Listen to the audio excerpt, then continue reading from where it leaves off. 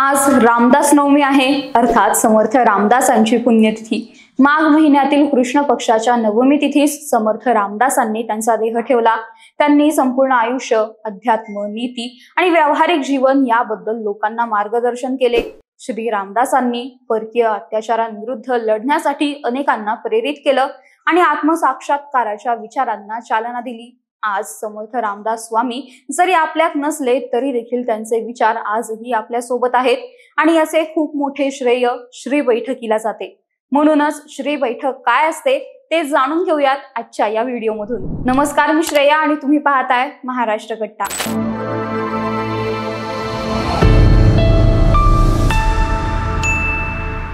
श्री बैठक म्हणजे एक प्रकारचे निरूपण असते, ज्यात काम, क्रोध अशा 7 विषय विकारांवर प्रामुख्याने निरूपण केलं जातं। या बैठकीची सुरुवात कोकणातील रेवदंडा येथील नानासाहेब धर्माधिकारी यांनी केली होती।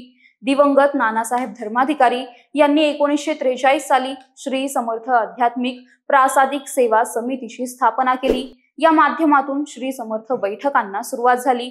8 ऑक्टोबर 1943 रोजी दसऱ्याच्या शुभ मुहूर्तावर 7 लोकांसोबत या श्री बैठकीची सुरुवात केली। नानासाहेबांनी रामदास स्वामींच्या दासोबोधाचं सोप्या शब्दात निरूपण करायला सुरुवात केली। यातून श्री सेवकांचं प्रबोधन होऊ लागलं आणि याच निरूपणाला बैठक असं म्हटलं जातं। आध्यात्मिक साहित्याच्या मोफत समाजसेवेची सुरुवात करणारे नानासाहेब धर्माधिकारी आध्यात्मिक गुरु व समाज सुधारक होते। त्यांनी त्यांच्या अनुयायांसोबत तीर्थयात्रा केली व या तीर्थयात्रेनंतर त्यांनी श्री समर्थ प्रासादिक आधारभूत सेवा समिती नावाची संस्था स्थापन केली आणि दासोबोध या भक्ती ग्रंथाचे लेखक संत समर्थ रामदास यांच्या तत्वज्ञानाचा प्रसार करण्यासाठी त्यांचे संपूर्ण आयुष्य व्यतीत केले। ते श्री बैठकीचे संस्थापक होते। त्यांच्या याच कार्याला गौरवित करण्यासाठी त्यांना महाराष्ट्र भूषण या किताबाने सन्मानित केले गेले। श्री बैठकीत व्याख्याने दिली जातात, निरूपणे केली जातात। समर्थ बैठकीत केलं जाणारं निरूपण हे प्रामुख्याने समर्थ रामदास रचित दासोबोधावर असतं। प्रत्येकाने मनातील विषय विकारांचा त्याग करून निर्मळपणे वागावं असं या निरूपणांमधून सांगितलं जातं। दासोबोधामधील प्रत्येक समासावर आठवड्यातील 1 दिवस निरूपण केलं जातं। श्री बैठकीतून संत समर्थ रामदास स्वामी यांनी लिहिलेल्या दासोबोध ग्रंथाचे अगदी साध्या व सोप्या भाषेत निरूपण केलं जातं व समर्थ रामदासांचे विचार तळागाळातल्या लोकांपर्यंत पोहोचवले जातात।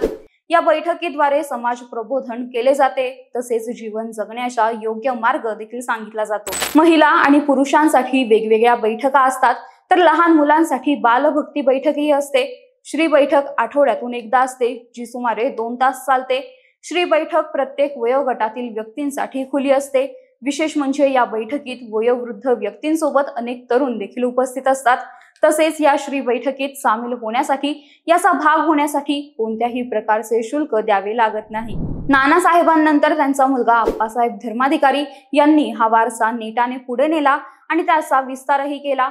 आप्पासाहेबांनी रेवदंडा येथे डॉक्टर नानासाहेब धर्माधिकारी प्रतिष्ठानची स्थापना केली। या संस्थेच्या माध्यमातून अनेक सामाजिक उपक्रम राबवले गेले। या उपक्रमांद्वारे लाखो श्रीसेवक आप्पासाहेबांच्या कार्याशी जोडले गेले। पर्यावरण, पाणी, आरोग्य, स्वच्छता, रोजगार अशा प्रत्येक क्षेत्राशी निगडित कार्यक्रम या संस्थेच्या माध्यमातून आखले जातात आणि त्या माध्यमातून श्री सेवकांना मार्गदर्शन केलं जातं। पण हे श्री सेवक कोण असतात असा प्रश्न पडतो, ज्याच्याबद्दल सांगायचं झालं तर जे लोक नित्य नियमाने श्री बैठकीला जातात त्यांना श्री सेवक असं म्हटलं जातं। हळूहळू या बैठकीची व्याप्ती प्रचंड वाढत गेली। रेवदंडा मधून सुरू झालेली ही बैठक आता 7 समुद्रापार पोहोचली आहे। सध्या श्री बैठकीचे व्याख्यान व निरूपणाचे कार्यक्रम जगभरातील अनेक देशांमध्ये आयोजित केले जातात।